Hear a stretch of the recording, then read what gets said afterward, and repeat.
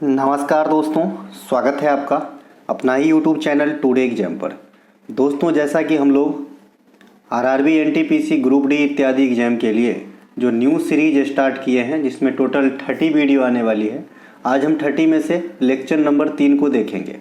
इससे पहले हमने 2 लेक्चर करा दिया है और जो भी बच्चे कंटेंट बाय किए हैं उनको कंटेंट की PDF भी दे दी गई है। आशा करते हैं कि आप देख समझ रहे होंगे और रिवीजन भी कर रहे होंगे और पूर्णतः तैयारी करते हुए चलेंगे मेरे साथ, ताकि आप पे बर्डन न बने। चलिए शुरू करते हैं आज के ये क्लास। आपको हमारे इस लेक्चर में जीके जीएस मिलता है, साइंस मिलते हैं और करंट अफेयर के पॉइंटेड प्रश्न भी देखने को मिलते हैं। हम वही पढ़ाएंगे जो एग्जाम में आएगी। इस बात में कितनी सच्चाई है, इस बार की जो रिजल्ट आई हाल फिलहाल, जिसमें आप देखे होंगे कि 61 बच्चे हमारे पास से पास हुए थे, तो इससे भी आप अंदाज़ा लगा सकते हैं। हमारी कोई सा भी कंटेंट चाहिए, SSC हो, रेलवे हो, बिहार SSC हो, दिल्ली पुलिस हो, आप इस मोबाइल नंबर पे व्हाट्सएप मैसेज के थ्रू कंटेंट बाय कर सकते हैं। आपको वहाँ पे बताया जाएगा कि आपको कौन सा एग्जाम के लिए कौन सा कंटेंट लेना चाहिए। चलिए शुरू करते हैं आज का ये क्लास पहले प्रश्नों के साथ, या फिर डिस्क्रिप्शन में लिंक है, आप लिंक के थ्रू भी व्हाट्सएप पे जाएंगे और वहाँ से कंटेंट को बाय करेंगे और अपने सपने को साकार करेंगे बिना कहीं भटके हुए। पहला जो प्रश्न है, मध्याह्न भोजन योजना में कैलोरी वितरण के आधार पे, है ना, कैलोरी डिस्ट्रीब्यूशन के आधार पे जो आपका मिड डे मील योजना है, इसमें विद्यार्थियों को कितने ग्रुप में बांटे गए हैं? इसका आंसर है आपका 2 ग्रुप में बांटे गए हैं। ये क्या होता है मध्याह्न भोजन योजना? आप लोग देखे होंगे स्कूल वगैरह में खाना बच्चों को दिया जाता है सरकार के तरफ से, मदरसा वगैरह में, स्कूल वगैरह में, या भी जो भी संस्था सरकार के द्वारा जो भी शैक्षणिक संस्थान शासित है वहाँ पे इस प्रकार की फैसिलिटी अवेलेबल है। तो इसकी शुरुआत 1995 में हुआ था। तत्कालीन विभाग था मानव संसाधन विकास मंत्रालय, लेकिन आप सभी को पता होगा कि मानव संसाधन विकास मंत्रालय का नाम बदलकर 2020 में शिक्षा मंत्रालय कर दिया गया। तो अभी अगर आपसे पूछे कि ये जो मिड डे मील योजना है ये किस मंत्रालय के अधीन कार्यरत है, तो आप लोग कहेंगे शिक्षा मंत्रालय के अंतर्गत कार्यरत है।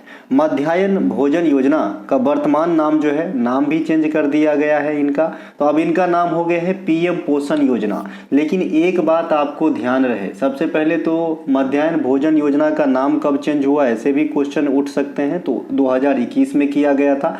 2021 में बहुत सारे गिने चुने चीज का नाम चेंज किया गया था, आपको जरूर याद रखना चाहिए। जैसे राजीव गांधी खेल रत्न पुरस्कार का नाम जो है 2021 में बदलकर मेजर ध्यानचंद अवार्ड कर दिया गया था। ये भी क्वेश्चन आपके एग्जाम में पूछे जाते हैं। और जो सुभाष चंद्र बोस साहब के जन्मदिन पे पराक्रम दिवस मनाते हैं, ये भी 2021 से ही मनाते हैं। तो ये 3 चीज 2021 से आप ध्यान रखेंगे, ठीक है। तो PM पोषण योजना कर दिया गया है मिड डे मील का वर्तमान नाम। लेकिन एक चीज और ध्यान देने वाली बात है, जैसे मध्याह्न भोजन योजना जैसे ही आपको कोई बोलता है तो आपके दिमाग में आता है कि 6 से 14 वर्ष तक के जो बच्चे होते हैं, यानी क्लास 1 से लेकर के क्लास 8 तक के जो बच्चे हैं उन पे एप्लीकेबल होते हैं। लेकिन जो PM पोषण योजना है इसमें बाल बाटिका के बच्चों को भी शामिल किया गया है। और ये क्वेश्चन CGL 2024 प्रे में आपसे पूछा गया था कि बाल बाटिका वर्ग में मतलब एज फैक्टर क्या है बच्चों का, तो 3 से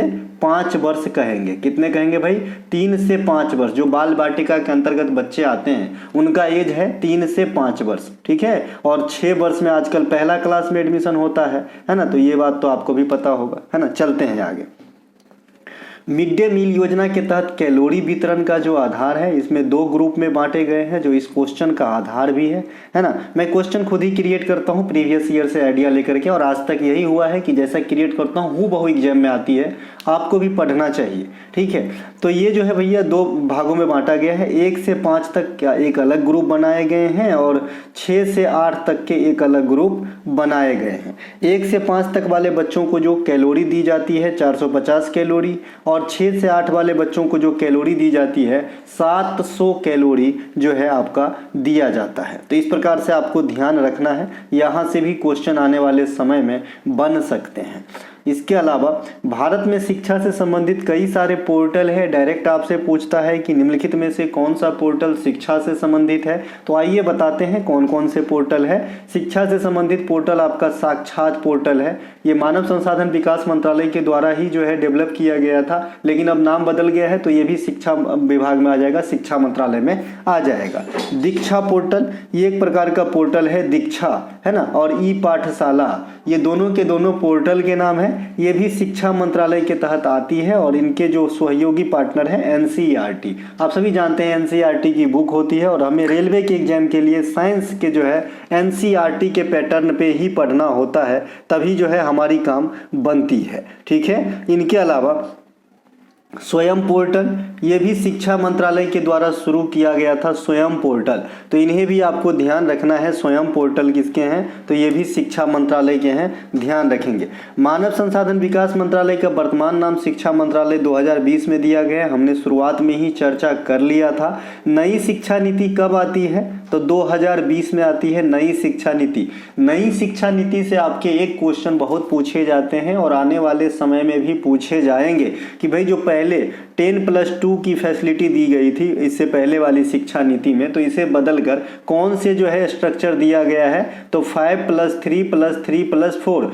अब जो ये 5 है ना, बहुत सारे बच्चे अपने मन में क्या सोच लेते हैं कि ये 5 वर्ष की बात कर रहे हैं। जी नहीं, ये जो है आपके 8 वर्ष तक की बात हो रही है। ठीक है, 8 वर्ष तक की बात हो रही है। फिर ये आपका जो है 3 वाला जो आप देख रहे हैं 8 से 11 वर्ष की बात हो रही है। फिर ये अगला जो 3 देख रहे हैं ये 11 से 14 वर्ष तक की बात करता है। और ये जो लास्ट वाला 4 देख रहे हैं आप, ये 14 से 18 वर्ष तक की बात करते हैं। 10+2 मतलब 12 क्लास करना था, इधर भी 12 क्लास हो जा रहे हैं क्योंकि 6 वर्ष में आपका जो है एडमिशन हो जाता है पहला में।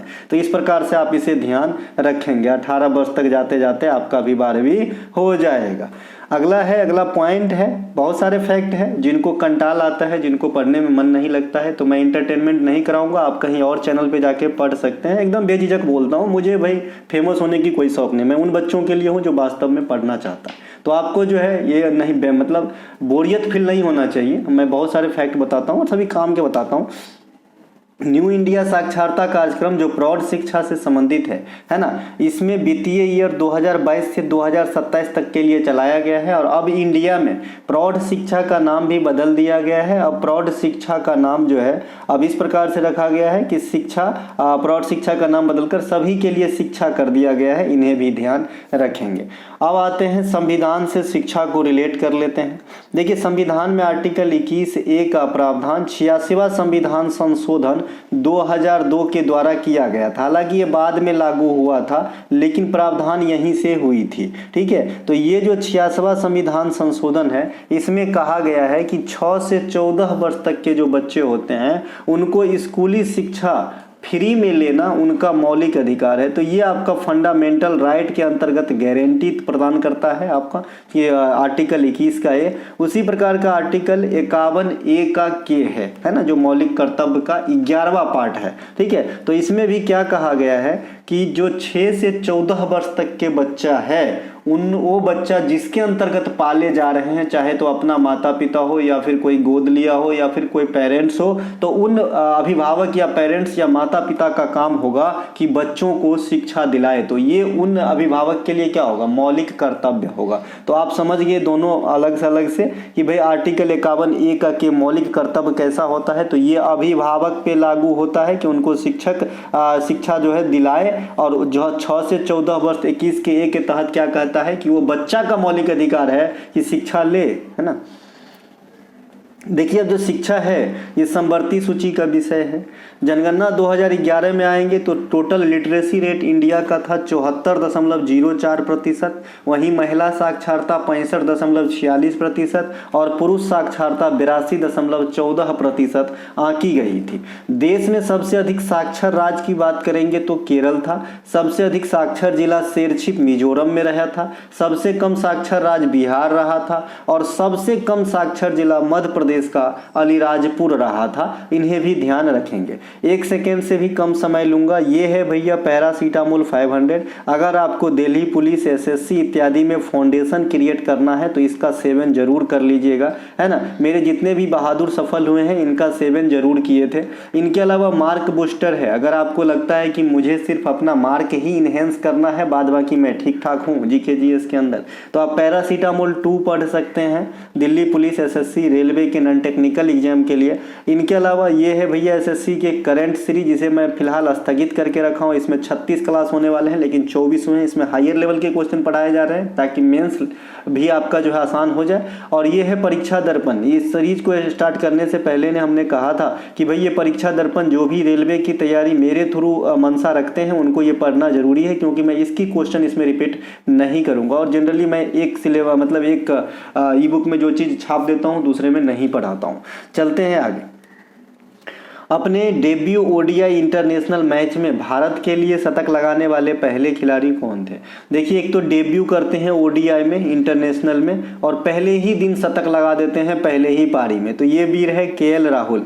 केएल राहुल को बच्ची पैदा हुआ है, केएल राहुल के पत्नी को हुआ है आथिया शेट्टी को, तो केएल राहुल को भी बच्चे हुए है ना, तो उनको बहुत बहुत बधाई है ना। तो केएल राहुल आपका जो है आंसर हो जाएगा। सचिन तेंदुलकर अपना पहला एक दिवसीय इंटरनेशनल शतक 79वां मैच में ऑस्ट्रेलिया के खिलाफ कोलंबो में लगाए थे। और ये वाली पार्टिकुलर पॉइंट एनटीपीसी 2021 में पूछा गया है कि सचिन तेंदुलकर ने अपने कौन से मैच के दौरान पहला इंटरनेशनल ओडीआई शतक लगाया था। ठीक है, तो ये 79वां है। कितना ज़्यादा मतलब सबर है इनमें, तभी तो क्रिकेट के भगवान बने भाई, है ना। इनके अलावा सचिन तेंदुलकर अंतर्राष्ट्रीय क्रिकेट में 100वां जो शतक है वो बांग्लादेश के खिलाफ लगाए थे। और 200 जो आया था शतक, 200 रन जो आया था, पहली बार दोहरा शतक इंडिया के कोई भी बल्लेबाज बना रहे थे, तो ये भी बांग्लादेश के खिलाफ ही लगाए थे सचिन तेंदुलकर। इसके बाद इसके बारे में हम बात आगे करेंगे। देखिए, सचिन तेंदुलकर के सभी फॉर्मेट मिलाकर सबसे अधिक रन बनाने वाले खिलाड़ी हैं वर्तमान समय तक। सचिन तेंदुलकर सबसे अधिक रन बनाने वाले हैं। 2 नंबर पे कुमार संगकारा है और 3 नंबर पे अपना बिरटू है विराट कोहली। लेकिन वो दिन दूर नहीं जब विराट कोहली 2 नंबर पे झट से आएंगे। इनके अलावा सचिन तेंदुलकर ही वो एकमात्र क्रिकेटर है जिन्हें क्रिकेट के सेक्टर में या फिर खेल भावना के लिए भारत रत्न से सम्मानित किया गया है भारत सरकार के द्वारा। हुआ है यूं कि सचिन तेंदुलकर क्रिकेट से संन्यास की घोषणा जो है इन्होंने किए थे 2013 के, है ना, 2013 के लास्ट महीने में। तो तुरंत ही इन्हें भारत रत्न दिए जाने की घोषणा हो गई। तो घोषणा भले ही 2013 में हुआ हो, लेकिन इनको भारत रत्न हैंड रिसिप्ट 2014 में जो है प्राप्त हुआ था। इसीलिए सचिन तेंदुलकर के भारत रत्न वाले क्वेश्चन में दोनों आंसर हो सकते हैं। तो आपको लैंग्वेज पे ध्यान देना है कि किस लैंग्वेज में एग्जामिनर पूछ रहा है। इनके अलावा विराट कोहली जो है अपनी 50वीं एक दिवसीय इंटरनेशनल शतक जो है, जिन्होंने सचिन का रिकॉर्ड भी तोड़ा था 49 का, है ना, तो ये 2023 में वर्ल्ड कप के एक सेमीफाइनल मैच में जो भारत और न्यूजीलैंड के बीच खेला जा रहा था, तो वहां पे बनाए थे। तो न्यूजीलैंड के खिलाफ जो है 50वां शतक बनाए थे। वानखेड़े स्टेडियम में इस प्रकार का कारनामा हुआ था। विराट कोहली दुनिया में सबसे तेज 14,000 अंतर्राष्ट्रीय रन बनाने वाले क्रिकेटर बन गए हैं। तो भाई के लिए एक ताली जरूर बजाना है। इनके अलावा एक से अधिक बार अंतर्राष्ट्रीय एक दिवसीय क्रिकेट में दोहरा शतक लगाने वाले रोहित शर्मा साहब हैं। एक से अधिक बार क्या, 3 बार जो है इन्होंने दोहरा शतक लगाए हैं। इनके अलावा रोहित शर्मा अंतर्राष्ट्रीय एक दिवसीय क्रिकेट में सर्वोच्च व्यक्तिगत स्कोर के साथ अभी भी अपने पैदान पे काबिज हैं। इन्होंने 264 रन की जो है व्यक्तिगत पारी खेले हैं भाई, ईडन गार्डन में श्रीलंका के खिलाफ, जो सबसे सर्वोच्च स्कोर है किसी खिलाड़ी का एक दिवसीय इंटरनेशनल ओडीआई में। इनके अलावा एक दिवसीय अंतर्राष्ट्रीय क्रिकेट में प्रथम दोहरा शतक लगाने वाली महिला बेलिंडा क्लार्क है। आज तक ये क्वेश्चन आपके एग्जाम में आया नहीं है, लेकिन जब एग्जामिनर का मन पुरुष वाले रिकॉर्ड से थक जाएगा तो इधर भी मुंह मोड़ेगा। तो पहले से आप तैयारी रखे रहो। बेलिंडा क्लार्क वो लेडी है जो सबसे पहले एक दिवसीय इंटरनेशनल क्रिकेट में दोहरा शतक लगाती है। इनके अलावा टेस्ट क्रिकेट में दोहरा शतक लगाने वाले प्रथम भारतीय खिलाड़ी कौन है? पॉली उमरगिर। पॉली उमरगिर ट्रॉफी भी होते हैं। पॉली उमरगिर खिलाड़ी का नाम है जिन्होंने टेस्ट क्रिकेट में भारत के लिए सबसे पहले दोहरा शतक लगाए थे। एक दिवसीय इंटरनेशनल क्रिकेट में सबसे कम बॉल पर दोहरा शतक किसने लगाया है? तो ओडीआई क्रिकेट में सबसे कम बॉल पर दोहरा शतक ग्रुप डी 2022 में सेम लैंग्वेज में क्वेश्चन पूछा गया था, तो ईशान किशन ने लगाए हैं 126 बॉल पे। ठीक है, और ईशान किशन अभी आप देखे ही होंगे जो आईपीएल 2025 चल रहा है ना, तो इसमें ईशान किशन ने सबसे पहले शतक लगाया है। तो ये भी एक पॉइंट आपके लिए तैयार हो गया है कि आईपीएल 2025 में शतकीय पारी खेलने वाले पहले बल्लेबाज कौन हुए? तो ईशान किशन हुए जो एसआरएच के तरफ से खेलते हैं। इनके अलावा भारत के लिए पहले एक दिवसीय अंतर्राष्ट्रीय शतक कौन लगाए थे? आज़ादी के बाद कपिल देव साहब लगाए थे जिम्बाब्वे के खिलाफ वर्ल्ड कप 1983 में। अच्छा, वर्ल्ड कप पहली बार इंडिया कब जीते? तो 1983 में 50 ओवर वाला ओडीआई वाला, है ना। दूसरी बार कब जीता? अच्छा 1983 में जो वर्ल्ड कप हुआ था बच्चा, वो 60 ओवर का हुआ था, न कि 50 ओवर का हुआ था। ये बात भी ध्यान रखना, 60 ओवर का हुआ था वो खेल, ठीक है। इनके अलावा 2011 में हम 50 ओवर वाले फॉर्मेट में जीते वर्ल्ड कप, महेंद्र सिंह धोनी, और पहले वाले में कपिल देव साहब में।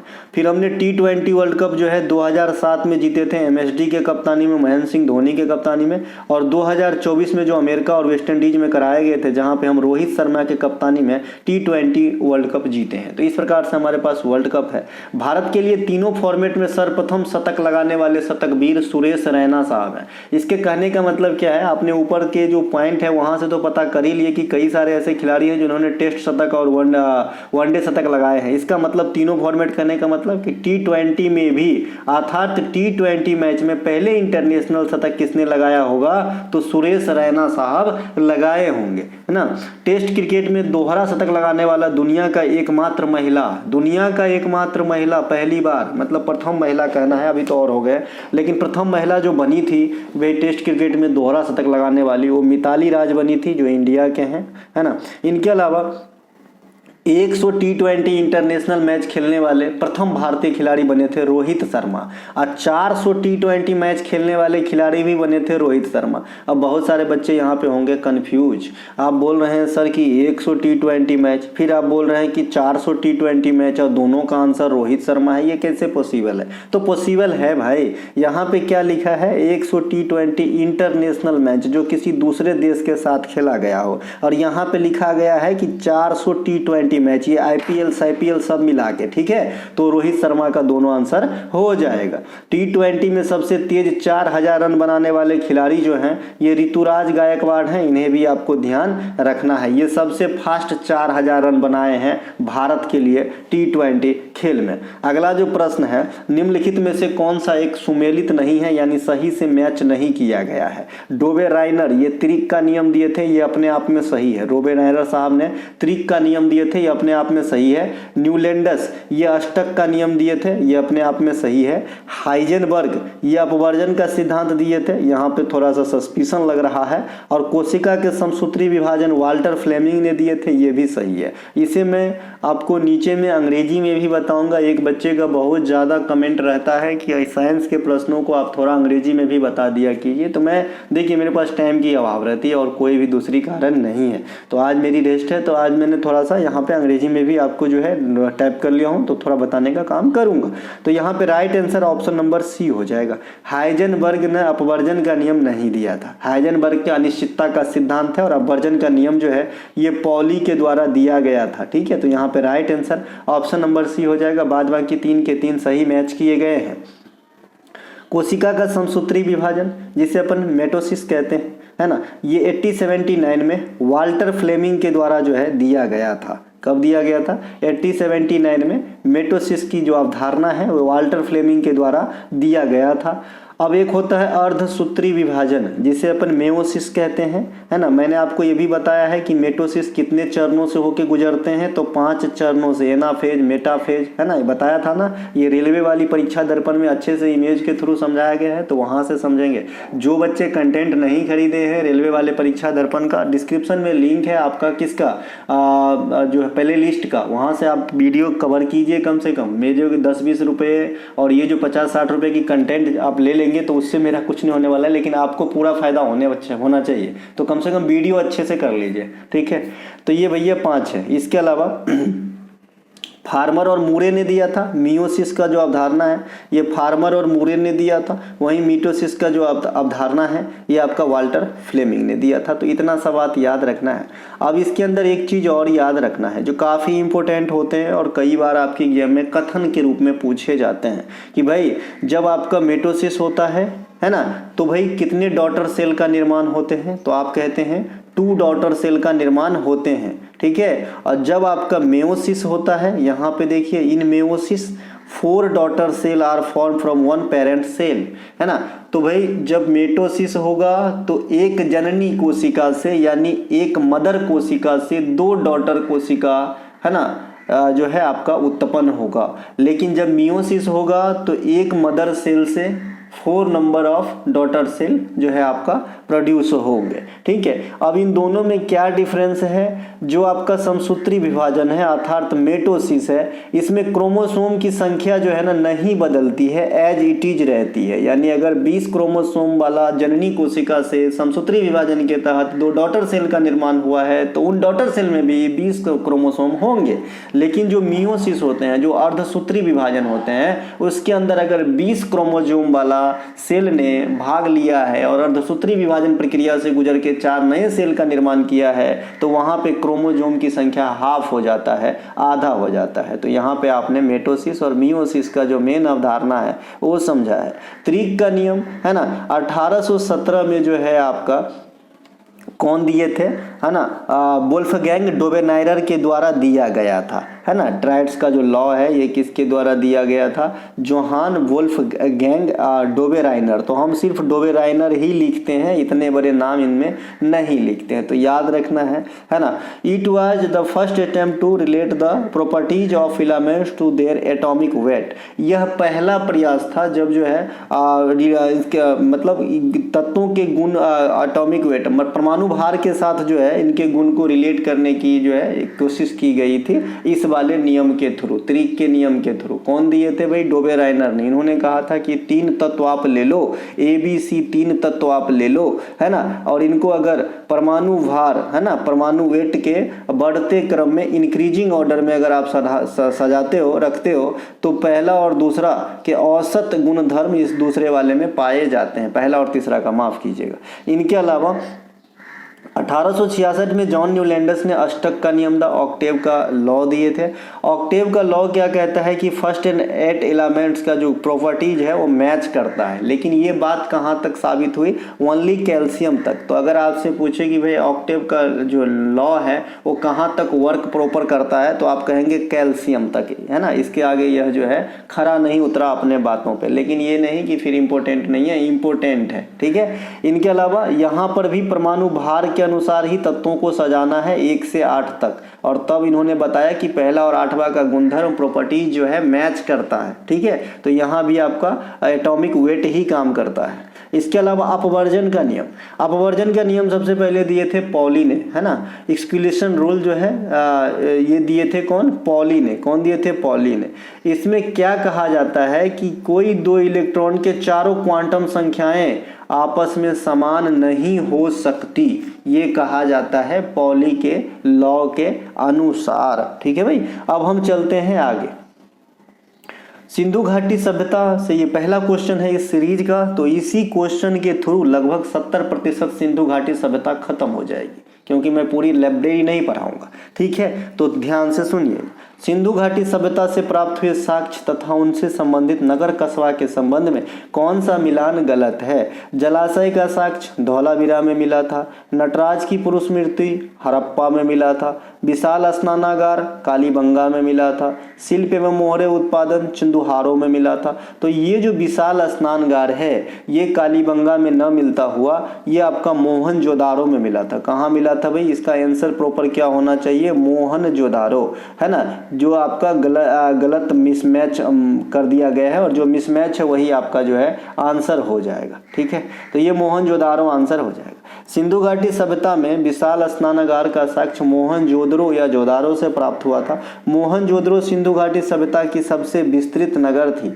मोहनजोदड़ो का शाब्दिक अर्थ होता है मृतकों की टीला, सिंधी भाषा की शब्द है मोहनजोदड़ो, इसका शाब्दिक अर्थ होता है मृतकों की टीला। मोहनजोदड़ो की खोज 1922 ईस्वी में राखालदास बनर्जी के द्वारा किया गया था। प्रसिद्ध पशुपति की मूर्ति भी यहीं से प्राप्त हुई थी। तो यहाँ से हमें 2 चीज याद रखना है, विशाल स्नानागार, है ना, जो उस समय स्नान वगैरह करने के लिए यूज किया जाता होगा, रिचुअल स्नान इत्यादि। अब जो भी है देखिए, सिंधु घाटी सभ्यता चाहे कोई भी ऐसी सभ्यता जो मतलब पूर्ण रूप से हम नहीं समझ पाए, तो बहुत सारे चीज अनुमान ही लगाए जाते हैं, 100% नहीं कर सकते, ठीक है। तो इस सभ्यता में विशाल स्नानागार और पशुपति की मूर्ति जो है ये आपका मिला था कहाँ से? मोहनजोदारो से। बाद बाकी आपने मोहनजोदारो पिक्चर देखा भी होगा। और ये किस नदी के किनारे हो जाएगा? सिंधु नदी के किनारे।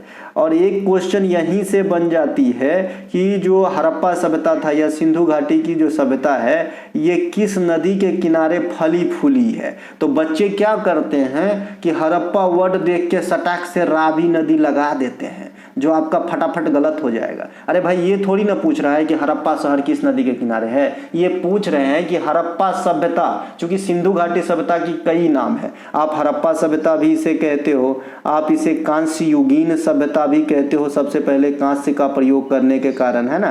कांस्य युगीन सभ्यता भी कहते हो, हड़प्पा सभ्यता भी कहते हो, सिंधु घाटी की सभ्यता भी कहते हो, है ना, इंडस। इसके अलावा ये तीन तो कहते ही कहते हैं, है ना। तो भैया जो हड़प्पा सभ्यता फली फूली ये सिंधु नदी के किनारे फली फूली, और जो हड़प्पा शहर है ये रावी नदी के किनारे हैं। और हड़प्पा शहर सबसे पहले खोजा गया था 1921 में दयाराम साहनी के द्वारा। इस सभ्यता की यहीं से स्टार्ट हुई, सबसे पहले यही शहर की खोज की गई, है ना। ये रावी नदी के किनारे में स्थित है, ठीक। अब हम चलते हैं आगे। मोहनजोदड़ो से प्राप्त विशाल स्नानागार का जो आकार था ये कैसा था? आयताकार था। VVI करके रखेंगे ऐसे ऐसे प्रश्नों को। आयताकार था मोहनजोदड़ो से जो आपका विशाल स्नानागार प्राप्त हुआ था, इसका आकार लगभग आयताकार था, आयताकार टैंक के जैसा था, ठीक है। इनके अलावा सिंधु घाटी सभ्यता में जलाशय का साक्ष्य ये धोलावीरा से प्राप्त हुआ है। धोलावीरा अपने आप में मेजर प्लेस है सिंधु घाटी सभ्यता की, तो इसे जरूर अच्छे से पढ़ेंगे। धोलावीरा भारतीय राज्य गुजरात के कच्छ जिला में स्थित है। कई बार क्या होता है कि जो आपका साइट है हड़प्पन कालीन, हड़प्पन साइट जो है, इनसे आपका जो है डिस्ट्रिक्ट पूछ देता है। अमुक राज्य तो पता रहता है लेकिन डिस्ट्रिक्ट नहीं पता रहता है, तो ये कच्छ जिले में है। धोलावीरा को 3 भागों में विभाजित किया गया है। पता नहीं SSC कितने हजार बार इस पॉइंट को पूछा होगा आपके एग्जाम में। ये 3 भाग क्या होता है? गढ़ है, मध्य शहर है और निचले शहर होते हैं। जनरली हड़प्पा कालीन साइट जो है 2 भागों में विभाजित होता है, लेकिन धोलावीरा आपका 3 भागों में विभाजित किया गया होता है।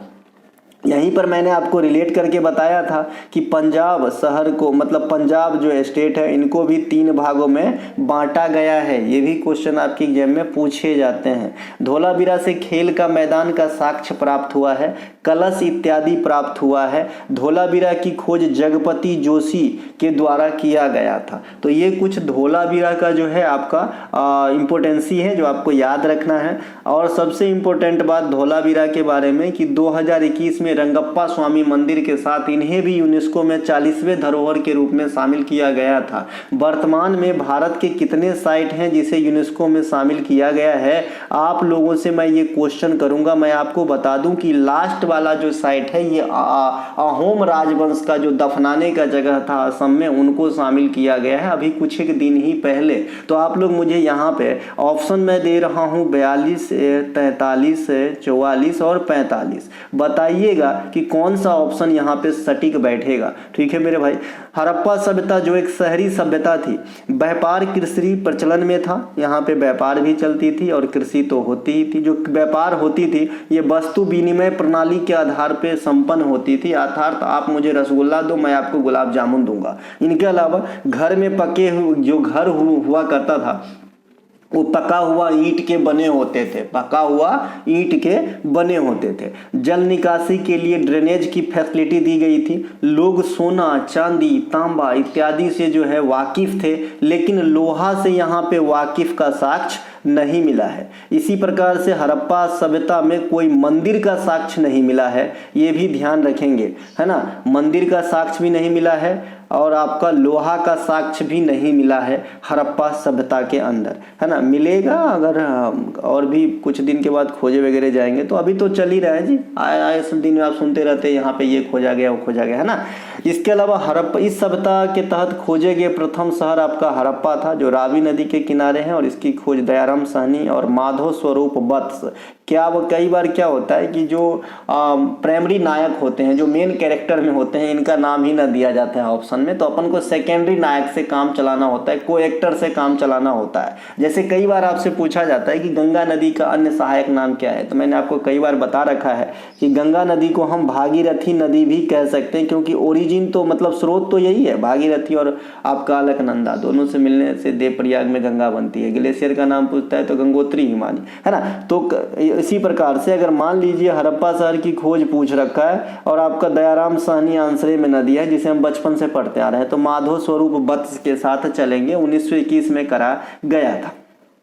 हड़प्पा सभ्यता को सिंधु घाटी का सभ्यता या कांस्य युगीन सभ्यता भी कहा जाता है। हड़प्पा तो इसलिए नाम पड़ा कि सबसे पहले जो है हड़प्पा शहर की खोज हुआ, तो सबसे पहले इनका नाम ही हड़प्पा पड़ गया। शिल्प और मोहरे का उत्पादन का साक्ष्य जो है चंदुहारों से प्राप्त हुआ है, चंदुहरों, है ना।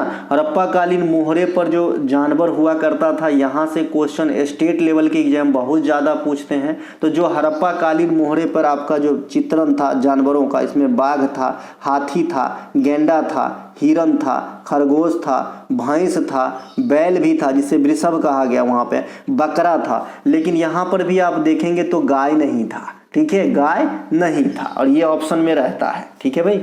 ये सब चित्रों का अंकन आपको देखने को मिला था। हड़प्पा काल की लिपि कैसी है, बहुत चित्रात्मक है, कुछ इस प्रकार से आपका जो है कुछ इस प्रकार से लिखे गए हैं, ठीक है, लेकिन इसे पढ़ नहीं पाए हैं। लगता है मैं ही पढ़ूंगा, नहीं आप लोग पढ़ोगे, अब तो मेरी उम्र हो गई, है ना। इनके अलावा हड़प्पा काल की लिपि जो है बहुत चित्रात्मक है, जिसे अब तक पढ़ा नहीं गया है। पूर्वी, पश्चिमी, उत्तरी, दक्षिणी जो हड़प्पा कालीन साइट है, इसे जरूर याद रखें। जो पूर्वी, पश्चिमी, उत्तरी, दक्षिणी है, तो सबसे पूर्व में आपका आलमगीरपुर है, ये आपका उत्तर प्रदेश में मिलेगा। सुरकोतदा ये सबसे पश्चिम में है, वेस्ट में है, ये अपना पाकू पाकिस्तान में मिलेगा। मांडा ये आपके जम्मू कश्मीर में मिलेंगे, ये सबसे उत्तरी साइट हो जाएंगे, नॉर्दर्न साइट हो जाएंगे। और दामाबाद आपका सौदर्न साइट हो जाएंगे, ये आपके महाराष्ट्र में है। तो हड़प्पा कालीन चारों जो पूर्वी, पश्चिमी, उत्तरी, दक्षिणी है, आपको जरूर याद रखना है। इसी प्रकार से इंडिया के बाउंड्री के अनुसार पूर्वी, पश्चिमी, उत्तरी, दक्षिणी पॉइंट जरूर याद रखना है। पूर्वी पॉइंट हमने क्या बताया भाई साहब, किबुथू, ये किबुथू कहाँ पे है, आंध्र प्रदेश में है। पश्चिमी क्या बताए हैं, गौहर मोती या गौर मोती, ये कहाँ पे है, ये गुजरात के अंदर है। दक्षिणी क्या बताए थे, मुख्य भूमि रहेगा तो कन्याकुमारी जो तमिलनाडु में है। और वैसे पूछेगा दक्षिणी पॉइंट तो इंदिरा पॉइंट या पिगमेलियन पॉइंट, है ना, इंदिरा पॉइंट या पिगमेलियन पॉइंट होते हैं, पीपी होते हैं। इसके अलावा उत्तरी कहेंगे तो इंदिरा कॉल हो जाते हैं। तो इस प्रकार से अपना देश का और हड़प्पा कालीन का पूर्वी, पश्चिमी, उत्तरी बिंदु जरूर याद रखिए मेरे दोस्त, है ना। इनके अलावा अगला जो पॉइंट है कि सिंधु घाटी में जो नगर योजना था वो आयताकार ग्रिड पद्धति पर आधारित हुआ करता था, जो एक दूसरे के समकोण पे काटते थे। और ग्रुप डी 2022 में ये समकोण वाला बात पूछा गया था, ठीक है, कि हड़प्पा काल में जो नगर विन्यास था, है ना, ग्रिड पद्धति थी, वो एक दूसरे को कैसे काटते थे, बक्राकार, त्रिभुजाकार, समकोण पर। तो समकोण पर आपका आंसर हो जाएगा, है ना। संपूर्ण सिंधु घाटी सभ्यता का आकार कैसे होगा, त्रिभुजाकार। पूरे संपूर्ण जो सिंधु घाटी की सभ्यता था कुछ इस प्रकार से था, तो इसे अपन त्रिभुजाकार मान लेते हैं, ठीक है। उसी प्रकार से मैंने आपको बताया है कि जो डेल्टा का आकार होता है उसे भी त्रिभुजाकार माना जाता है ना। तो ये ध्यान रख लेंगे। इस सभ्यता का विनाश जो है ना, ऐसे तो डिफिनिट नहीं है, लेकिन प्राकृतिक आपदा माना जाता है कि भाई बाढ़ वगैरह आए होंगे और सब बह गए होंगे। औसत परिवर्तनीय लागत का वक्र हमेशा कैसा होता है, यहाँ पे अच्छे से समझेंगे, देहाती भाषा में समझाऊंगा तो अच्छे से समझ में आ जाएगी। देखिए औसत प्रवृत्ति लागत का वक्र जो है यू आकार का होता है, यू आकार का होता है। ये पहले नीचे आ जाते हैं फिर ऊपर बढ़ते हैं, तो इस प्रकार के हो जाते हैं आपके औसत परिवर्तनीय लागत का जो है वक्र, है ना, यू आकार का हो जाता है। तो इसे ध्यान रखेंगे, ये डायरेक्ट ध्यान रखना है। अब ये कैसे होते हैं आइए समझाता हूँ। देखिए परिवर्तनीय लागत किसे कहते हैं, पहले तो आपको यह समझना होगा। और औसत क्या होता है, किसी चीज का जो है मिड पॉइंट होता है, यानी टोटल आंकड़ा और टोटल मतलब जितने भी है टोटल, उससे टोटल आंकड़ा से भाग देते हैं तो एवरेज निकल जाता है। तो एवरेज तो सभी पर है। तो परिवर्तनीय लागत अगर आपको पता हो जाए तो औसत परिवर्तनीय लागत अभी आपको जो है पता हो जाएगा। इसे अंग्रेजी में कहते हैं वेरिएबल कॉस्ट, वैसी लागत या फिर वैसा खर्च जो उत्पादन में बढ़त से बढ़ती है और उत्पादन में कमी से घटती रहती है। मान लीजिए आपके दुकान पे 50 समोसा का जो है सेलिंग है ना, आप चाहते हैं कि भाई मुझे 100 समोसा जो है बनाना है क्योंकि सेलिंग बढ़ने की उम्मीद है। तो जैसे ही आप 100 समोसा बनाते हैं आपका परिवर्तनीय लागत भी बढ़ जाएगा। पहले 50 समोसा के लिए मैदा 1 केजी लग रहा था, अब 100 समोसा के लिए मैदा 2 केजी लगेगा। ठीक है भैया। इसके अलावा मान लीजिए कि 50 समोसा बनाने में आपने एक बॉयज को जो है काम पे, एक बॉय को, बॉयज नहीं भैया गलती हो जाएगा, एस क्यों लगाए भाई, एक बॉय को रखे थे। अब 100 समोसा के लिए मान लीजिए आपने 2 बॉयज को जो है काम पे रख लिया है। तो इस प्रकार से आप देख रहे हैं कि जैसे जैसे उत्पादन की लेवल हम बढ़ा रहे हैं हमें जो है लागत भी, कोस्ट भी बढ़ रहा है, क्योंकि भाई मैदा फ्री में कोई थोड़ी देगा। पहले आधा किलो 5 रुपए का मिलता था तो अब 10 रुपया लगेगा। पहले एक लड़का को हम 30 रुपया देते थे समोसा बनाने के लिए, अब 60 रुपया देना पड़ेगा।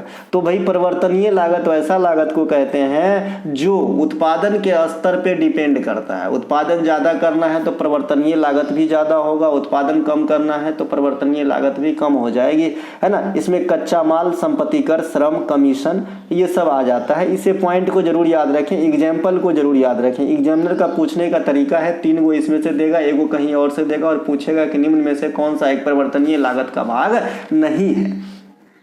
स्थिर लागत किसे कहते हैं? नाम से स्पष्ट है भाई, फिक्स्ड कॉस्ट, एक ऐसा कॉस्ट जिसको उत्पादन चाहे आप 0 कर लो, चाहे आप 100 कर लो और चाहे आप जो है वहां बैठ के टीवी देख के आ जाओ, लेकिन आपका जो खर्च है वो होना ही होना है, उसे फिक्स्ड कॉस्ट कहते हैं।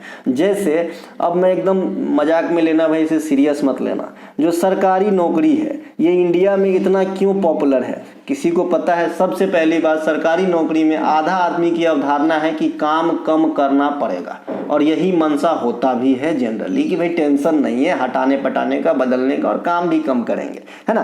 तो सरकारी नौकरी में कोई कर्मचारी मान लीजिए कि कहीं पे रेलवे का व्हील बनता है ना, और 50 कर्मचारी का ग्रुप है, तो भाई एक व्हील बनाते हैं, है ना। भले उनका नाम आगे आता है कि भाई ये वाली संस्था जो है बहुत ज़्यादा प्रोड्यूस किया है, इनाम वगैरह दिया जाता है, लेकिन ऐसा तो नहीं कि किसी महीने में अगर 2 बना दिए तो उसकी सैलरी दोगुनी कर दी जाएगी आदमी का। ऐसा होता है क्या? नहीं होता है। तो भैया फिक्स्ड कॉस्ट ऐसे कॉस्ट को कहा जाता है कि जिसपे उत्पादन की मात्रा का लागत पर कोई प्रभाव न पड़े। जैसे किराया, किसी रूम का अगर 6,000 रुपया महीना में आप दुकान चला रहे हैं और किसी महीना में आपको 2,000 रुपया जो है आपका फायदा हुआ है और किसी महीना में आपको 20,000 रुपया फायदा हुआ है, तो ऐसा थोड़ी है कि जिस महीना में 2,000 फायदा हुआ है तो मालिक आपसे कहेगा कि चलो इस बार 4,000 दे दो, और जिस बार आपको 20,000 फायदा हुआ है उस बार कहेगा कि चलो आप 10,000 दे दो। ऐसा तो नहीं है, है ना। तो भैया ये वाली समझने वाली चीज है कि फिक्स्ड कॉस्ट क्या होता है। वेतन, जो कर्मचारी की वेतन होती है वो भी फिक्स्ड होती है सामान्य अवस्था में। बीमा, जो आप इंश्योरेंस वगैरह कराते हैं, जो EMI वगैरह आप पे करते हैं, चाहे कुछ हो जाए आपको जितना पे करना है उतना पे करना ही है, जैसे मैं खुद ही करता हूँ, है ना। मूल्यह्रास इत्यादि ये सभी जो है फिक्स्ड कॉस्ट के अंतर्गत आ जाते हैं। टोटल कॉस्ट, ये टोटल कॉस्ट क्या होता है कि जब फिक्स्ड कॉस्ट और वेरिएबल कॉस्ट को आप ऐड करते हो, आई होप ये दोनों अच्छे से आप समझ गए हैं कि वेरिएबल कॉस्ट क्या होता है, फिक्स्ड कॉस्ट क्या होता है, तो दोनों के ऐड करेंगे तो टोटल कॉस्ट। अब एवरेज कॉस्ट क्या होता है कि भाई फिक्स्ड कॉस्ट और वेरिएबल कॉस्ट, तो इसका मतलब क्या हो गया सर? टोटल कॉस्ट, है ना, टोटल कॉस्ट हो गया। और टोटल कॉस्ट को प्रति जितना भी आप उत्पादन किए हो उस मात्रा से डिवाइड कर देंगे, ये वही चीज है भाई, टोटल बट्टा टोटल आंकड़ा, है ना। तो यही चीज हमने कर दिया, तो हमने एवरेज कॉस्ट निकाल लिया। अब देखिए एवरेज वेरिएबल कॉस्ट क्या होता है, अब भी ना छोड़ूंगा, है ना। एवरेज वेरिएबल कॉस्ट क्या होता है? टोटल वेरिएबल कॉस्ट, अभी वेरिएबल कॉस्ट हमने पहला पॉइंट में आपको पढ़ा दिया था, जो उत्पादन के स्तर पर डिपेंड करता है, उसको जब आप उत्पादन की इकाई से भाग दे देते हो ना तो टोटल वेरिएबल कॉस्ट निकल जाती है। अब अवसर लागत क्या होता है? अवसर लागत को हम बड़े इजी से समझेंगे, ये लैंग्वेज किताबी में नहीं जाएंगे। देखिए अवसर लागत क्या होता है, अवसर लागत क्या होता है, देखिए सुनिएगा, अवसर लागत क्या होता है। जैसे मान लीजिए कि राम और श्याम दोनों जो है 10th पास हो गए, है ना, दोनों जो है 10th पास हो गए। अब राम के पापा के पास बहुत पैसा है तो इन्होंने अपने बच्चे को क्या बोलते हैं भाई, MBA करवाया, ठीक है, या MBBS करवाया जो भी। और श्याम के पापा के पास पैसे नहीं है तो इनको जो है जनरल कंपटीशन करने को कह दिया गया, क्योंकि सबसे अच्छा विकल्प यही है हम मध्यवर्गीय या फिर निम्न वर्गीय के लिए। ठीक है, तो भैया ये दोनों कर लिए। अब देखिए ये MBA करके सेटल हो गया USA के अंदर। अब इसकी पैकेज है 1 करोड़ रुपया सालाना। अब ये जो जनरल कंपटीशन की तैयारी कर रहे थे ये बन गए भैया हमारे रेलवे के अंदर ALP, है ना। अब इसकी तनख्वाह है 70,000 रुपया महीना, है ना। तो 12 सत्ते 84, 8,40,000 रुपया महीना होगा, सॉरी सालाना हो गया। और तब ये 1 करोड़ ये 8,40,000 के बीच का जो डिफरेंस है ना, इसे अवसर लागत कहेंगे। समझ में आया कि नहीं आया? मतलब 2 ऑप्शन में से एक ऑप्शन के चुनने में जो घाटा सहनी पड़ती है उसे अवसर लागत कहा जाता है। और ऐसे केस हमेशा कमी को दर्शाता है। अगर मान लीजिए कि श्याम के पापा के पास भी पैसा होता तो ये भी MBA करवाता था। ठीक है, चलते हैं आगे। अंतर्निहित लागत क्या होता है? अंतर्निहित लागत क्या होता है? जैसे गांव खेरे में आप देखे होंगे कि गांव में दुकान खोल देते हैं। ठीक है, ये आपका घर रहता है और यहीं पर ही हमने एक छोटा सा रूम बना के यहाँ पे दुकान खोल दिया। तो इसका मतलब नहीं है कि इस घर की भाड़ा कुछ ना कुछ नहीं है, कुछ ना कुछ तो है ना। तो अंतर्निहित लागत से भी यही तात्पर्य है कि उत्पादन प्रक्रिया में या फिर दुकानदारी बिजनेस में प्रयुक्त स्वस्वामित्व वाले, जो आपका खुद का है, जिस पर आप कोई किराया नहीं चुका रहे हो, लेकिन आपके उस व्यापार में वह इनपुट का कार्य कर रहा है, तो उसे अंतर्निहित लागत कहते हैं। जैसे मान लीजिए कि भाई आपका एक छोटा सा घर है, इसमें आप दुकान किए हो और आप खुद भी इस दुकान में काम करते हो जितना आपसे पॉसिबल होता है। तो आपका जो मजदूरी है, जो आप बाहर कमा सकते थे दूसरे जगह काम करके, और इस घर का जो भाड़ा है, ये क्या हो गया? ये हो गया सर अंतर्निहित लागत। क्या हो गया? अंतर्निहित लागत। एक एक बात को समझेंगे। NTPC को ऐसा लैंग्वेज बहुत पसंद है। इनके अलावा ब्रेक इवन पॉइंट, ये क्या होता है ब्रेक इवन पॉइंट? भाई टोटल जितने हमने कॉस्ट लगाया किसी व्यापार बिजनेस को चलाने के लिए, और उससे प्राप्त जो रेवेन्यू जनरेट हुआ वो भी उतना ही हुआ, सेम टू सेम हुआ, न लाभ न घाटा हुआ, तो उसे हम ब्रेक इवन पॉइंट कहते हैं। ठीक है, टोटल रेवेन्यू का मतलब होता है, रेवेन्यू का मतलब होता है कि टोटल बेचने से कितना पैसा आया, है ना। तो मन में ये ना हो कि सिर्फ रेवेन्यू मतलब ऊपरी, नहीं, टोटल। इनके अलावा अगला है कि हेलोबिन सोगात्सु, टी को साइलेंट पढ़ते हैं जापान में, जैसे तत्सुनामी सुनामी पढ़ते हैं। तो भैया हेलोबिन, सोगात्सु और बैसाख, इनमें से कौन सा एक त्यौहार श्रीलंका में मनाया जाता है? तो बैसाख, बैसाख पोया, ये श्रीलंका में मनाया जाने वाला त्यौहार है, जो बौद्ध धर्म की त्यौहार है और बैसाख महीने में मनाया जाता है। तोगात्सु त्यौहार जापान में प्रतिवर्ष नव वर्ष के रूप में मनाया जाता है, जो 1 जनवरी से स्टार्ट होती है और ये कई दिन तक चल सकती है। हेलोवीन का त्यौहार प्रतिवर्ष फिक्स है, इसका डेट 31 अक्टूबर को मनाया जाता है। पहले ये यूरोपियन कंट्री में चलाया जा रहा था, मतलब होता था, अब यह अमेरिकी कंट्री में भी होती है। नवरोज ये पारसी धर्म का त्यौहार है, जिसे शुरू करने का श्रेय दिल्ली सल्तनत के शासक गुलाम वंश बलबन को दिया जाता है। बलबन को जिले इलाही भी कहा जाता था। सिजदा और पैबोस की प्रथा बलबन ने ही चलाया था। यहाँ पे बलबन की कोई ज़रूरत थी नहीं, लेकिन मैं रिलेट करके पढ़ाता हूँ, चीज़ों को लिंक करता हूँ, तो आपको भी ये चीज़ सीखना होगा, चीज़ें आसान लगेगी, है ना। ईस्टर, क्रिसमस, गुड फ्राइडे ईसाई धर्म के लोग मनाते हैं। जो गुड फ्राइडे है वो ईसा मसीह को सूली पर चढ़ाए जाने के जो है कारण मनाया जाता है। और ये मान लीजिए कि गॉड को सूली पे चढ़ा रहे हैं, तो ये शोक का त्यौहार हो जाएगा, है ना। इस दिन शोक के रूप में त्यौहार मनाते हैं। क्रिसमस ईसा मसीह के जन्मदिन का त्यौहार है, ये हैप्पीनेस का त्यौहार है ना, ये हैप्पी वाला त्यौहार हो जाएगा। और जो आपका ईस्टर होता है ना, ईस्टर, ये आपका गुड फ्राइडे के जो पहला रविवार पड़ेगा, अर्थात आफ्टर 3 डेज, है ना। तो वहाँ पे हम हर्ष उल्लास यानी खुशी वाला त्यौहार ईस्टर मनाते हैं ईसाई धर्म में। तो तीनों का मीनिंग भी जान गए। पारो तत्सु, ये भूटान में मनाए जाने वाले बौद्ध धर्म का एक प्रमुख त्यौहार है। थिंगियान बर्मा में नववर्ष के रूप में मनाई जाती है। बर्मा का आधुनिक नाम क्या है? म्यांमार। यहाँ की सबसे लंबी नदी क्या है? इरावदी। प्रचलित भाषा क्या है? बर्मी। नेपिदाओ इसका जो है वर्तमान राजधानी है और क्यात इसके वर्तमान मुद्रा हो जाते हैं। एक बात और, बर्मा को भारत सरकार अधिनियम 1935 के तहत जो है भारत से अलग किया गया था। बर्मा भी पहले जो है भारत का ही भाग हुआ करता था। क्या हुआ? थोड़ा देर और लगा, क्या हुआ? संक्रोन थाईलैंड में मनाए जाने वाले प्रमुख त्यौहार है ना, इन्हें भी ध्यान रखेंगे। इनके अलावा हाल में ही भारत सरकार ने ग्रीन नेशनल हाईवे परियोजना GNHP के निर्माण के लिए किस संस्था के साथ हाथ मिलाया है?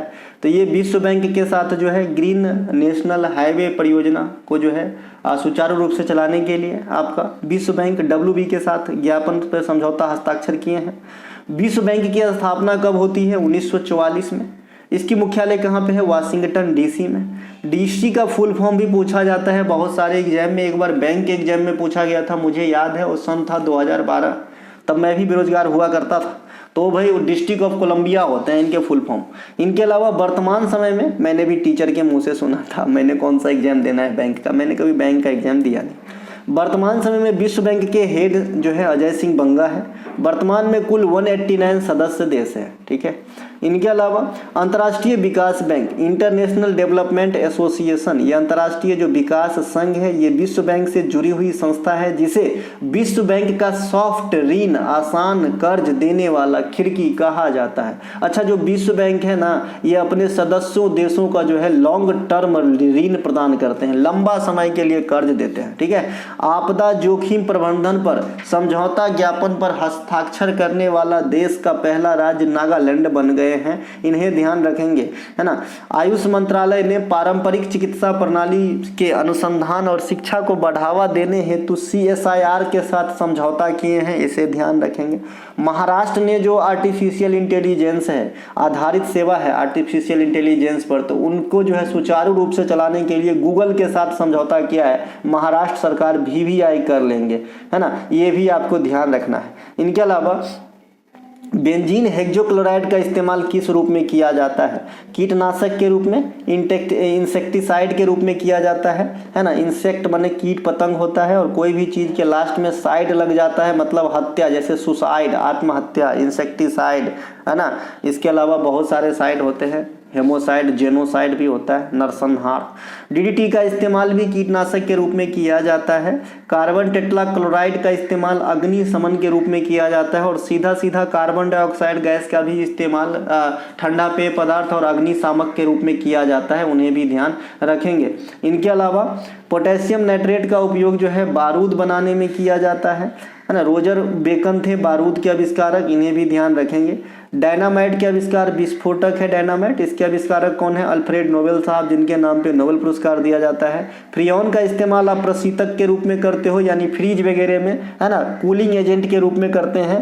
Phosphorus tetrachloride, nitrous oxide, Valium का इस्तेमाल शांतिकारक औषधि, है ना, शांतिकारक औषधि, सेडेटिव्स, है ना, तो इन्हें भी ध्यान रखते हैं, है ना। ये थोड़ा सा गलत लिखा है यहाँ पे, ठीक है।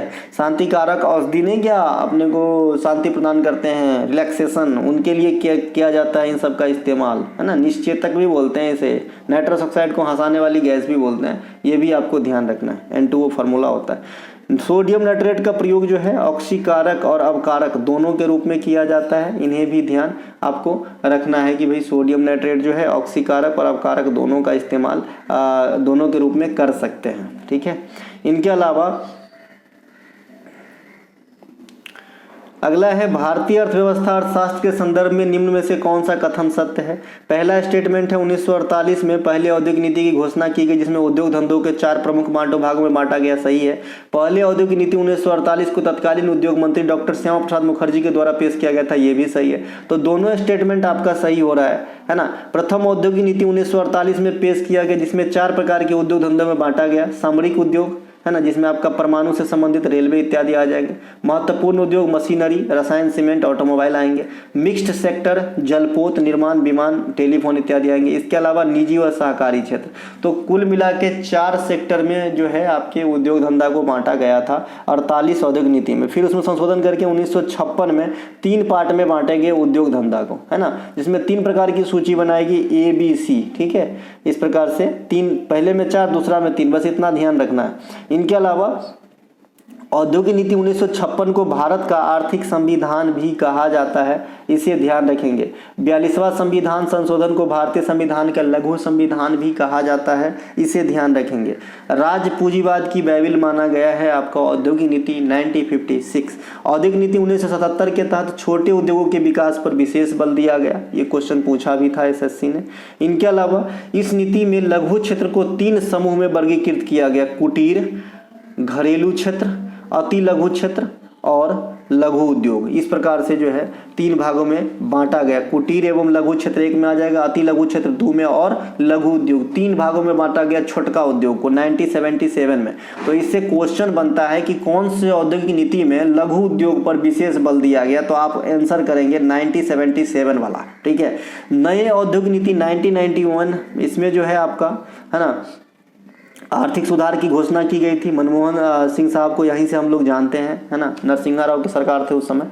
इसके अलावा बहुत सारे ऐसे चीज़ है जिसको लाइसेंस फ्री कर दिया गया, ठीक है, इस वाले औद्योगिक नीति के अंदर। इनके अलावा किस वर्ष से भारतीय नोटों पर महात्मा गांधी के चित्र का अंकन है? 1969। भारतीय मुद्रा का पहली बार अवमूल्यन, अवमूल्यन क्या होता है? अपनी वैल्यू को कम कर देना, है ना, अपनी जो है वैल्यू को कम कर देना अवमूल्यन होता है, तो ये ध्यान रखेंगे। तो 1949 में सबसे पहली बार किया गया था अवमूल्यन, है ना, दूसरी बार 1966 में और तीसरी बार 1991 में किया गया था अवमूल्यन। अवमूल्यन अगर हो जाए किसी देश में तो निर्यात को बढ़ावा दिया जाता है। कई बार समझा चुका हूँ कि क्या होता है। मान लीजिए अभी आपके $1 का वैल्यू जो है लगभग 84 रुपया 85 रुपया है। अगर $1 का अवमूल्यन अगर आप करते हो अपने मुद्रा का, तो $1 का वैल्यू जो है 90 रुपया हो जाएगा। तो जो अमेरिका का नागरिक किसी चीज़ को खरीदने के लिए $2 खर्चा करता होगा, अब इस वाले केस में 2 से कम डॉलर ही खर्च करना होगा। तो लोग क्या चाहेगा कि अधिक से अधिक सामान खरीद लो। तो हमारे देश के लिए क्या हुआ? निर्यात, क्योंकि हम चीज़ों को एक्सपोर्ट करेंगे, ठीक है, तो निर्यात को बढ़ावा मिलता है। भारतीय मुद्रा का पहली बार जो विमुद्रीकरण है 1946 में, दूसरी बार 1978 में और तीसरी बार 2016 में हुआ था, है ना, ध्यान रखेंगे। भारतीय नोटों की जो छपाई है आपूर्ति करने वाले 4 प्रिंटिंग प्रेस है जो इस प्रकार है। मध्य प्रदेश के देवास में है, महाराष्ट्र के नासिक में है, कर्नाटक के मैसूर में है और पश्चिम बंगाल के सालबोनी में है। कुछ तो सीधे सरकार के अंतर्गत है और कुछ टोटली जो है आरबीआई के अंतर्गत कार्य करते हैं। भारत में नोट छापना आरबीआई के द्वारा किया जाता है। सभी प्रकार के नोट पे जो सिग्नेचर है, वर्तमान में संजय मल्होत्रा साहब का सिग्नेचर होंगे, लेकिन ₹1 की नोट पे वित्त सचिव भारत सरकार के सिग्नेचर होते हैं। और आप लोग बताना कि वर्तमान में वित्त सचिव कौन है, वित्त सचिव कौन है, बताना भैया, ये बहुत ही इंपॉर्टेंट क्वेश्चन होंगे। वर्तमान में वित्त सचिव कौन हो और क्यों इंपॉर्टेंट होंगे, मैंने आपको बता रखा है कि ये क्यों इंपॉर्टेंट होने वाला है, क्योंकि इसके पोस्ट पे जो थे लोग वो दूसरे जगह चले गए और वो भी की पोस्ट है इंडिया का, तो ये खाली हुए, तो इनके जगह पे कौन आया। इनके अलावा रुपये का जो चिन्ह है ना हमारा, जो देवनागरी लिपि में र लिखा है और अंग्रेजी के वर्ड आर, दोनों को मिला के जो है हमने रुपया का चिन्ह क्रिएट किया है। तो ये जो है जुलाई 2010 में हमने इसे एक्सेप्ट किया था, अपनाया था, और ये दिया गया था उदय कुमार धर्मलिंगम के द्वारा। तो डी उदय कुमार इसे बोलते हैं, इनके द्वारा दिया गया था। ये IIT मुंबई से पास आउट, डिजाइन में जो है महारत हासिल किए हैं, इन्हें भी ध्यान रखेंगे। कभी कभी ये क्वेश्चन भी आपके एग्जाम वगैरह में पूछ देते हैं कि भाई ये कहाँ से पढ़े थे, ठीक है। इनके अलावा भारत में दशमलव प्रणाली की शुरुआत 1 अप्रैल 1957 से किया गया था। अच्छा लगा है तो लाइक भी कर देंगे तो ठीक रहेगा। भारतीय नोट पे मुद्रा की वैल्यू 17 भाषाओं में लिखे होते हैं, जिसमें क्लस्टर में 15 भाषा में लिखे होते हैं पीछे के साइड में, और 2 भाषा आपका हिंदी प्लस इंग्लिश होता है। इस प्रकार से टोटल भाषा की बात करेंगे भारतीय मुद्रा में तो 17 भाषा का इस्तेमाल होता है। रिक्सिया, उलोथ्रिक्स और ईस्ट में कौन सा एक अलग है, तो रिक्सिया जो है ये अलग है। रिक्सिया क्या होता है, ये ब्रायोफाइटा समूह के अंतर्गत आने वाली पौधा है। रिक्सिया जो है ये आपके ब्रायोफाइटा कुल में आते हैं, ठीक है। और ब्रायोफाइटा के जो भी पौधे होते हैं उसमें क्या होता है कि जड़, तना, पत्ती पूर्ण रूप से विकसित नहीं होते। जैसे शैवाल, आप शैवाल को देखे होंगे, सभी लोगों ने देखा है, जो काई होता है आपके हैंड पाइप पे हरा कलर का लगा रहता है जहाँ पर अपन फिसल जाते हैं, वो भी शैवाल है। आपने कभी देखा कि उसमें फूल पत्ती वगैरह अलग अलग है ना, नहीं देखा ना, तो विकसित नहीं होता। तो वो सब किस में आता है, ब्रायोफाइटा में आता है ना, माफ कीजिएगा, शैवाल आपको थाइलोफाइटा में आएगा, शैवाल जो है थाइलोफाइटा में आएगा। और शैवाल में भी विकसित नहीं होता है, मैं ये चीज बताना चाह रहा हूँ, ठीक है। शैवाल आते थाइलोफाइटा में है, लेकिन गुण इनसे मैच करता है ब्रायोफाइटा से। ब्रायोफाइटा में जड़, तना, पत्ती जो है विभेजित नहीं होता है। इस समूह के पौधा स्थल और जल दोनों में पाए जाते हैं, इसीलिए इसे एम्फीबियन कहा जाता है, उभयचर कहा जाता है पौधों में, ठीक है। इनके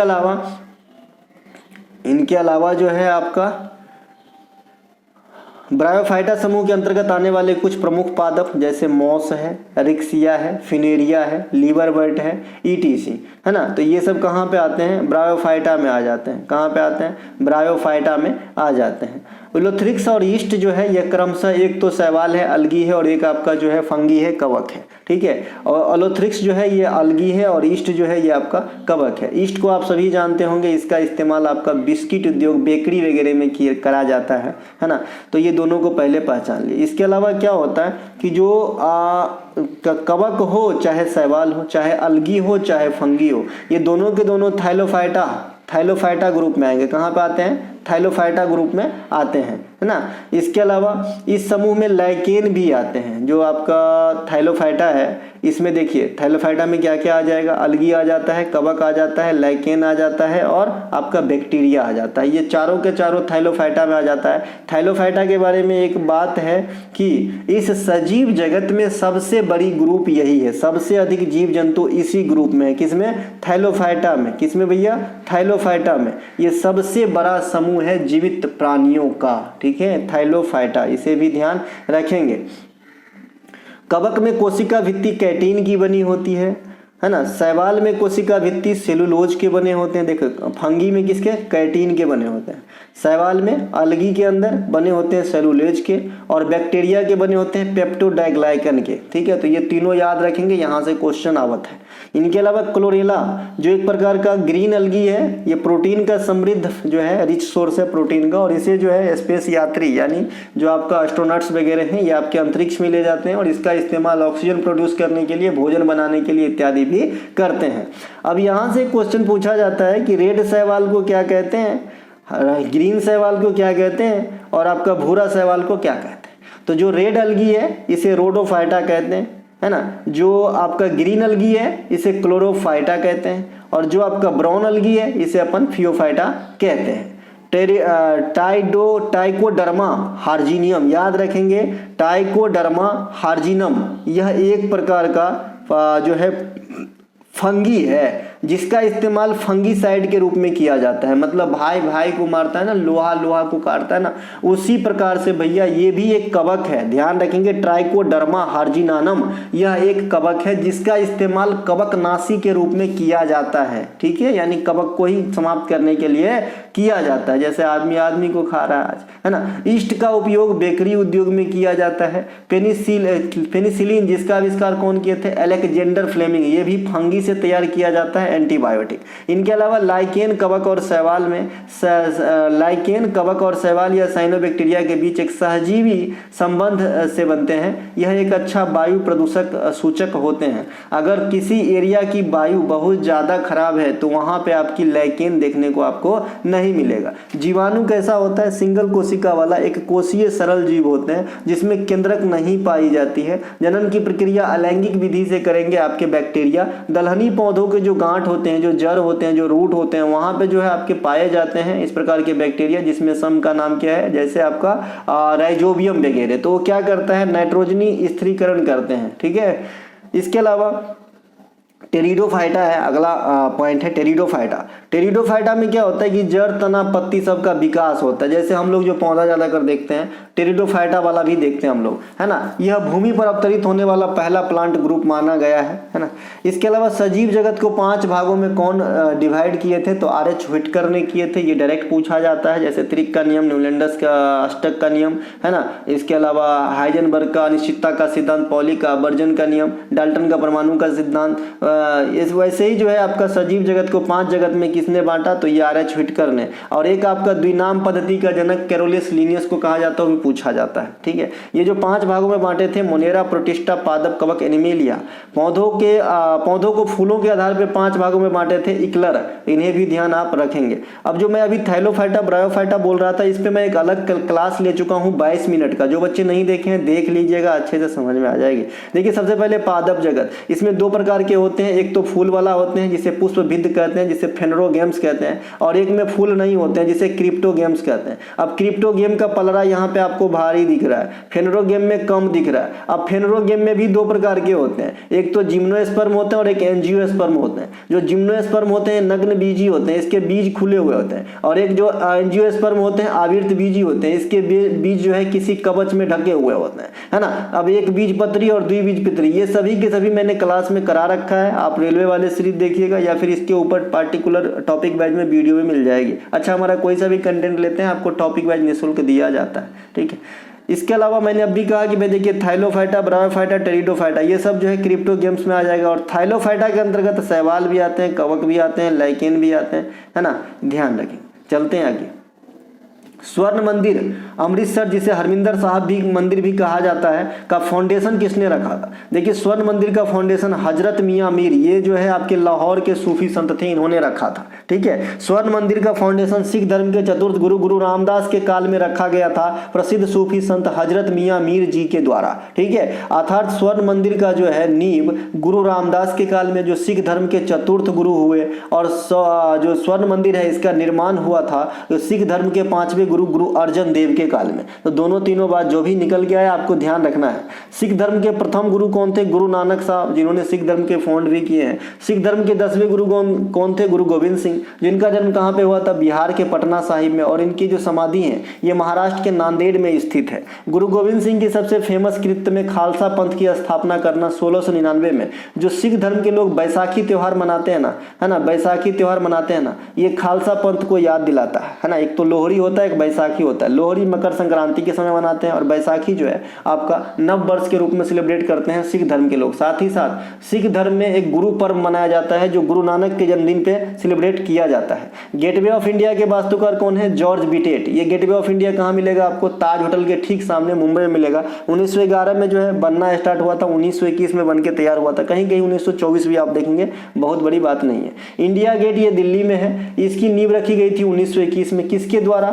एडविन लुंटियस के द्वारा। नए संसद भवन जो अभी हम लोग जिसमें हमारा चलता है सदन, वो कौन बनाया भैया? वास्तुकार कौन है? बिमल पटेल। राष्ट्रपति भवन के वास्तुकार कौन है? एडविन लुंटियस और हेवर्ट बेकर्स, ये कई बार पूछे जाते हैं। इनके अलावा पटना में स्थित गोलघर का वास्तुकार कौन है? तो ये है आपका, है ना, जॉर्ज गॉस्टिन। इन्हें भी ध्यान रखेंगे, जॉर्ज गॉस्टिन 1786 में बनाए थे पटना में गोलघर, है ना। एक बार मैं गया था गोलघर घूमने, पता चला कि ऊपर जाना बैन है। मैं बोला क्यों बैन है? तो बोलता ऊपर जाके लोग छलांग लगा देते हैं मतलब जो प्यार व्यार करते हैं वो वाला लोग सब। इनके अलावा प्रथम भारतीय जिन्होंने पुलित्जर अवार्ड प्राप्त किए थे, गोविंद बिहारी लाल। प्रथम भारतीय तथा प्रथम एशिया जिन्होंने नोबेल प्राइज प्राप्त किए थे, ये रविन्द्रनाथ टैगोर हैं, जिन्होंने 1913 में गीतांजलि राइट के लिए साहित्य का नोबेल पुरस्कार दिया गया था। प्रथम ऑस्कर अवार्ड जीतने वाले प्रथम भारतीय महिला भानु अथैया है ना। अभी RRR को जो है 2023 में ऑस्कर अवार्ड दिया गया था, नाटू नाटू गीत को। किरवानी साहब के पिक्चर थे और रामचरण और एक जूनियर NTR हीरो थे। इनके अलावा प्रथम ग्रैमी अवार्ड पंडित रविशंकर साहब को 1968 में दिया गया था। इनके एल्बम का किस एल्बम के लिए? तो वेस्ट मीट्स ईस्ट के लिए। पंडित रविशंकर साहब को पूरे जिंदगी में 5 ग्रैमी अवार्ड मिले और 1999 में भारत सरकार के द्वारा भारत रत्न भी दिया गया, और ये सितार के प्रमुख वादक थे। मैन बुकर पुरस्कार जीतने वाले प्रथम भारतीय VS नायपाल थे, जबकि महिला में बात करेंगे भारतीय मूल के तो अरुंधति राय हो जाएंगे। रायमन मैग्सेसे पुरस्कार, है ना, रायमन मैग्सेसे पुरस्कार विजेता प्रथम भारतीय आचार्य विनोबा भावे, और प्रथम महिला MS सुब्बालक्ष्मी। MS सुब्बालक्ष्मी को कर्नाटक संगीत की महारानी भी कहा जाता है, और संगीत के क्षेत्र में सबसे पहले भारत रत्न 1998 में इन्हें ही दिया गया था। प्रथम परमवीर चक्र जीतने वाले मेजर सोमनाथ वर्मा साहब हैं, और अब तक 21 जन को जो है परमवीर चक्र से सम्मानित किया जा चुका है। प्रथम मेजर ध्यानचंद खेल रत्न अवार्ड, है ना, ये मिला था आपका शतरंज के जो प्रथम ग्रैंड मास्टर विश्वनाथ आनंद को, और महिला में मिला था कर्णो मल्लेश्वरी को। कर्णो मल्लेश्वरी वही है खिलाड़ी हैं जो भारत के लिए पहली बार ग्रीष्मकालीन ओलंपिक में पदक जीतने वाली महिला बनी थी 2000 में सिडनी ओलंपिक में। प्रथम लता दीनानाथ मंगेशकर पुरस्कार नरेंद्र मोदी साहब को दिया गया था। महाराष्ट्र सरकार का प्रथम उद्योग रत्न अवार्ड स्वर्गीय रतन टाटा साहब को दिया गया था। महाराष्ट्र भूषण 2024 ये मूर्तिकार राम सुतार को दिए जाएंगे। प्रथम विज्ञान रत्न पुरस्कार ये राष्ट्रपति द्रौपदी मुर्मू के द्वारा गोविंद राजन पद्मनाभन को दिया गया है, तो इन्हें भी ध्यान रखेंगे। देश का पहला टाइगर रिजर्व कहाँ पे स्थापित है जहाँ पे ऊर्जा उत्पादन के लिए टरबाइन लगाए गए हैं? तो पेरियार टाइगर रिजर्व। ये पेरियार कहाँ पे रहेगा? केरल के अंदर रहेगा, और यहाँ पे जो है ऊर्जा उत्पादन के लिए, ताकि जो टाइगर रिजर्व है उनके अंदर जो कैमरा है, जो ड्रोन है, जो भी चीज है वो निर्बाध रूप से चलता रहे, ठीक है। तो इनको बिजली सप्लाई के लिए पवन टरबाइन लगाया है। पेरियार टाइगर रिजर्व ये केरल में है, ये हाथी और बाघ के लिए प्रसिद्ध है। इदुक्की परियोजना भी केरल में है, जो कौन नदी पर है? तो परियार नदी पर ही है ना, जल विद्युत से संबंधित है। भारत का पहला नेशनल पार्क 1936 में हेली नेशनल पार्क पार्क बना था, बाद में इसी का नाम बदल के जिम कॉर्बेट नेशनल पार्क हो गया और अब हम इसे रामगंगा नेशनल पार्क के नाम से जानते हैं। ये कहाँ पे है? ये उत्तराखंड के अंदर स्थित है। ये भी बाघ के लिए प्रसिद्ध है। इनके अलावा भारत में प्रोजेक्ट टाइगर की शुरुआत 1973 में भय रहा। इसके अलावा भारत में सबसे अधिक बाघ जो है ये मध्य प्रदेश में पाए जाते हैं नवीन काउंट के अनुसार, और दूसरे स्थान पे कर्नाटक आता है बाघ के मामला में, है ना। मध्य प्रदेश को बाघ स्टेट और सोया प्रदेश दोनों कहा जाता है। रॉयल बंगाल टाइगर आपको सुंदरबन डेल्टा में मिलेगा। देखिए सुंदरबन डेल्टा को गंगा ब्रह्मपुत्र डेल्टा भी कहा जाता है। जहां डेल्टा होता है वहां पर कैसा वन होता है? मैनग्रोव वन होता है। और मैनग्रोव वन को और क्या कहा जाता है? ज्वारीय वन कहा जाता है। डेल्टा का निर्माण नदी अपनी आखिरी अवस्था में करते हैं, अंतिम पड़ाव में करते हैं, तो ये बात भी आपको ध्यान रखना है। निम्नलिखित में से कौन सा कथन सत्य है? अखिल बंगाल छात्र सम्मेलन 1928 की अध्यक्षता जवाहरलाल नेहरू के द्वारा किया गया था। मैं कंटेंट फुल पढ़ाऊंगा तो इसीलिए आपको 1 घंटा समय देना होगा हमारे क्लास को, ठीक है भाई। इनके अलावा प्रसिद्ध रामोसी विद्रोह पश्चिमी घाट में हुआ था। ये 2 स्टेटमेंट है, दोनों के दोनों सही है। रामोसी विद्रोह 1824 महाराष्ट्र के पश्चिमी घाट में। इसके नेता कौन थे? वासुदेव बलवंत फड़के, है ना। मोपला विद्रोह केरल में 1921 में, मुसलियार या मुदलियार बोलते हैं इनको। संथाल विद्रोह 1855 सिद्धू और कान्हू मुर्मू। कूका आंदोलन पंजाब में हुआ था राम सिंह और बालक सिंह के योगदान से। चौरा चौरी हत्याकांड 1922 से हुआ था उत्तर प्रदेश में। इसी के कारण जो है असहयोग आंदोलन को रोकना पड़ा था। और होम विद्रोह असम में हुआ था। इनके नेता गोमधर कुंवर थे, ये भी ध्यान रखेंगे। दुनिया की सबसे लंबी नदी नील नदी का जल निकाय कहाँ गिरती है? तो भूमध्य सागर में। यूरोप के सबसे लंबी नदी कौन सी है? वोल्गा नदी। कहाँ गिरती है? कैस्पियन सागर में। एशिया की सबसे लंबी नदी कौन सी है? यांगटीसी कियांग। और किसी एक देश में बहने वाली सबसे लंबी नदी भी यही है, यांगटीसी कियांग, चाइना में बहता है। और ये कहाँ पे गिरती है? पूर्वी चीन सागर में। दक्षिणी चीन सागर दुनिया के सबसे बड़े समुद्र है, याद रखना। दुनिया के सबसे बड़े समुद्र प्रशांत महासागर नहीं हो, प्रशांत महासागर है। समुद्र की बात करेगा दक्षिणी चीन सागर हो। नील नदी का उद्गम लेक विक्टोरिया होता है, गिरता कहाँ पे है? आपका भूमध्य सागर में। लूनी नदी कच्छ के रण में विलुप्त हो जाती है, इंडियन नदी है। भारत में माही नदी कर्क रेखा को 2 बार पार करती है। भूमध्य सागर में जो पश्चिमी विक्षोभ उठता है यही आपके शीतकाल में पश्चिमी उत्तर भारत में वर्षा का कारण बनता है। स्वेज नहर जो है लाल सागर से भूमध्य सागर को अलग करते हैं और इसका निर्माण 1869 में हुआ था। और इसके जो वास्तुकार हैं ये फर्डिनेंड डे लेसेप्स हैं, ठीक है। मैं आपको गारंटी के साथ कहता हूँ मेरा 1 क्लास किसी के 10 क्लास पे भारी है, ठीक है। तो इत्मीनान के साथ पढ़ो और मेरा सिलेक्शन 1000 का जो मिशन है उन्हें सफल बनाओ, ठीक है। केंद्र सरकार के विभिन्न योजना तथा उनसे संचालित करने वाले मंत्रालय के साथ किसका मिलान गलत किया गया है? पहला है पीएम स्वनिधि योजना, आवास एवं शहरी कार्य मंत्रालय। पीएम कौशल विकास योजना, कौशल विकास रोजगार मंत्रालय, ये सही है। प्रधानमंत्री श्रम योगी मानधन योजना, कृषि कल्याण मंत्री, ये गलत है। इनमें से कोई नहीं, तो ऑप्शन नंबर सी आपका राइट आंसर है क्योंकि गलत है। प्रधानमंत्री श्रम धन मान धन योजना जो है इसकी शुरुआत 2019 में हुआ था। इसमें एज फैक्टर 18 से 40 वर्ष है प्रवेश के लिए और 60 वर्ष जब आपका हो जाएगा तो आपको पेंशन मिलेगा, न्यूनतम 3000 रुपया, ठीक है। इसकी जो मंत्रालय है श्रम एवं रोजगार मंत्रालय, ठीक है। पीएम स्वनिधि योजना ये रेहड़ी या नुक्कड़ पे जो बेचते हैं लोग ठेला वेला उसके लिए था, है ना। आवासन और शहरी मंत्रालय के द्वारा 20 में कोरोना के बाद स्टार्ट किया गया था स्ट्रीट वेंडर के लिए, ये थोड़ा सा लोन देते हैं कम दाम पे। पीएम कौशल विकास योजना ये ट्रेनिंग प्रोग्राम है, ये 2015 में आया था। इसका मंत्रालय वही है जैसा इसका नाम है, कौशल विकास और उद्यमिता मंत्रालय, ठीक है। इनके दूसरे चरण 2021 में स्टार्ट हुआ था, 2016 में, और तीसरे चरण 2021 में स्टार्ट हुआ था, ध्यान रखेंगे। अब पीएम जय प्रधानमंत्री जन आरोग्य योजना 2018 में स्टार्ट हुआ था, है ना। ये आपका स्वास्थ्य बीमा वाला योजना है ना। इसके अलावा नरेगा के बारे में थोड़ा सा बताना जरूरी है, पीएम जय योजना के बारे में। बस पीएम जय योजना कब आया था और किससे संबंधित है, इतना काम आपसे पूछा जाता है, ठीक है। इसके अलावा नरेगा एक्ट 2005 के अनुसार, है ना, नरेगा 2006 में स्थापित हुआ था, 2009 में इसका नाम बदल के मनरेगा, और 100 दिन की जो है ये रोजगार प्रोवाइड कराते हैं ग्रामीण एरिया में। तो ये थे आज के प्रैक्टिस सेट का वीडियो। अगर अच्छा लगा हो तो लाइक करें ईमानदारी से, अपने दोस्तों में शेयर करें, जो भी आपके करीबी हैं, जो पढ़ते लिखते हो और जो वास्तव में पास होना चाहते हो, टाइम पास करना नहीं चाहते हो, उनको सेंड करें, है ना। हमारा कोई सा भी कंटेंट चाहे डिस्क्रिप्शन में लिंक है, आप लिंक क्लिक करके व्हाट्सएप मैसेज थ्रू कंटेंट को बाय कर सकते हैं। जय हिंद, जय भारत, नमस्कार।